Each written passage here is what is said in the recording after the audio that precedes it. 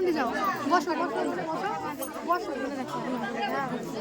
বাচ্চাটাকে সরা, একটু বাচ্চাটাকে সরা।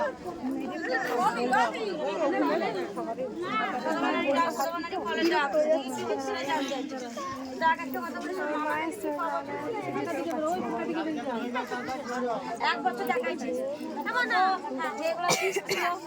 যেগুলো ছিল না না আমি এমনি দেখতে তোর স্বামী স্ত্রী দুজনা গিয়েছিলিস, আমার বাড়িতে ফল দিয়ে এসেছিস, তারপর তো যেটা তোর সিস্টার ছিল নষ্ট হয়ে গেছে। এবার তুই এই সামনে মাছ ডাক আমার পুজোর সময় কেন গেলি না? তোকে ফলের দাম ধরেছে।